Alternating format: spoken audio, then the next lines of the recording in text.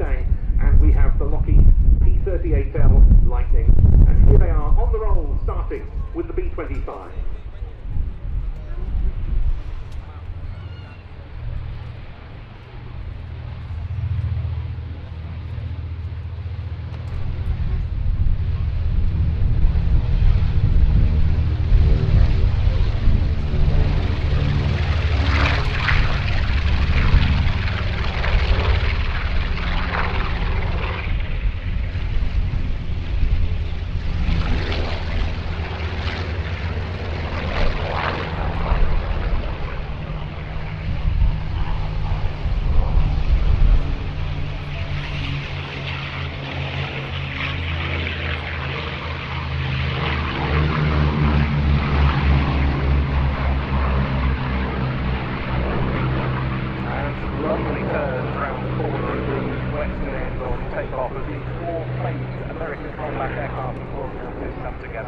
And I am joined here by one of the senior figures from the flying schools to take us on a short tour of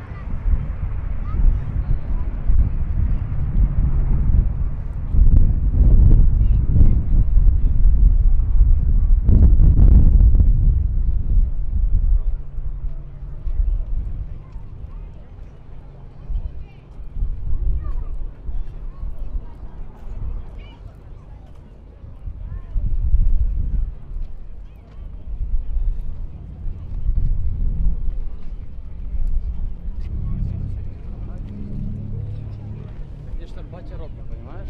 Звалить, бо вже сам можеш. Але сказав, що я якщо проведу план.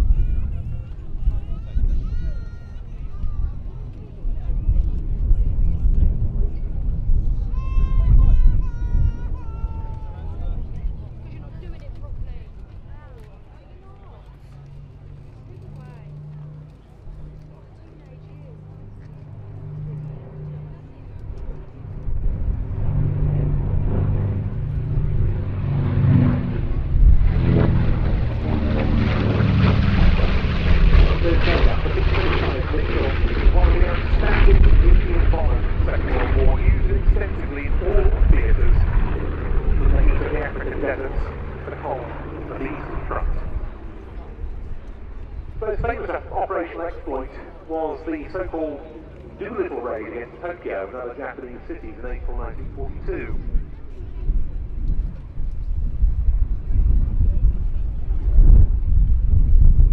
It was so named after the man who led it, Lieutenant Colonel Jimmy Doolittle, flying 16 B-25B models off the aircraft carrier USS Hornet, what was the war's first strike against mainland Japan.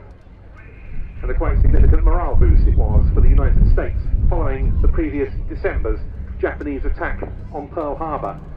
The B-25s went on to be used throughout the Pacific campaigns by both the US Army Air Forces and the US Navy. The Army Air Forces used them in North Africa, and the RAF used them in Europe.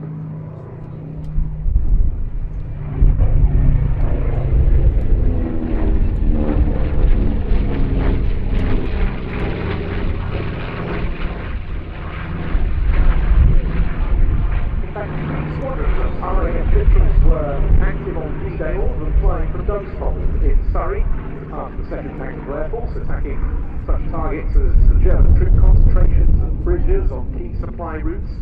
Later they went on to operate from forward bases in France.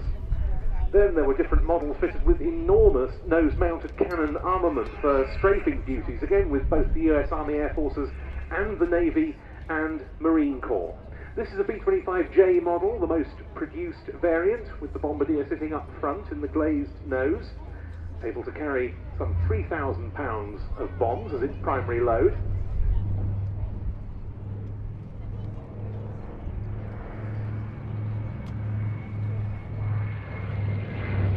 But now time for the free fighters.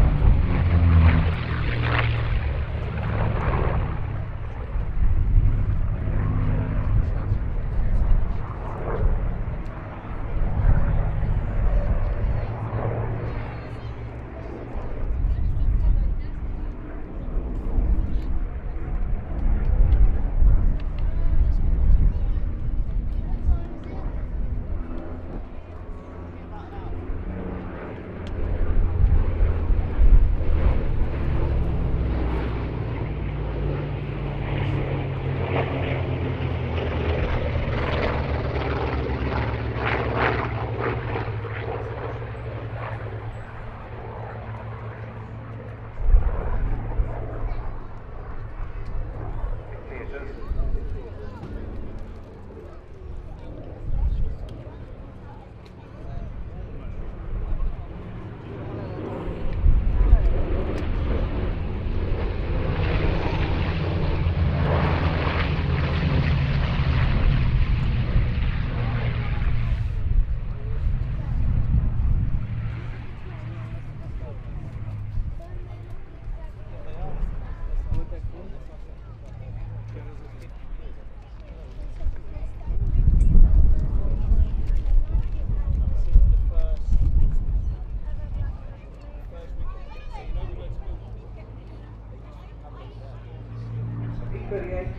It was the fastest fighter of its time and the first to exceed 400 miles an hour. So it was one of the first aircraft to come up against some of the effects of high-speed flight. For example, compressibility problems as airflow nears the speed of sound. They had to make some airframe modifications to cure the problems that pilots found as a result. It was very long range, ideal for over-water operations in the Pacific against lighter-armed and slower Japanese aircraft. Perhaps a little less effective against Luftwaffe fighters in Europe because it, in relative terms, lacked a little bit of speed and dogfighting ability against aircraft like the Bf-109 and FW-190, but an absolutely outstanding aeroplane, as evidenced by the fact that the top-scoring American ace of the war, Major Dick Bong, scored all of his 40-plus aerial victories in the Pacific flying P-38s like that one. Formed in 1940, and it became the fastest American single-engine fighter of the day, a mainstay of the Pacific War with the US Navy and Marine Corps, also very successful in the Pacific with the Royal New Zealand Air Force and our own fleet air arm of the Royal Navy, which was the first to qualify the Corsair for carrier operations. They also flew a little in the European theatre with the Fleet Air Arm, for example during 1944's attacks against the German battleship Tirpitz, Operation Tungsten.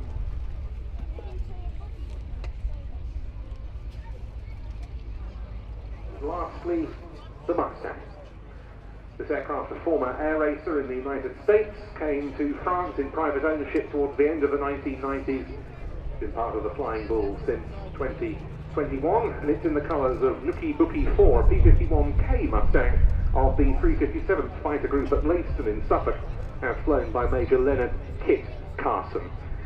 I'm sure you'll agree, that was some of the best warbird flying you will ever see. Let's give due credit to the pilots involved. In the B-25 we had Frederick Handelman and Kira McGurk. In the P-38 we have the CEO of the Flying Bulls, Eskil Omdahl. In the Corsair was Miguel Hochleitner.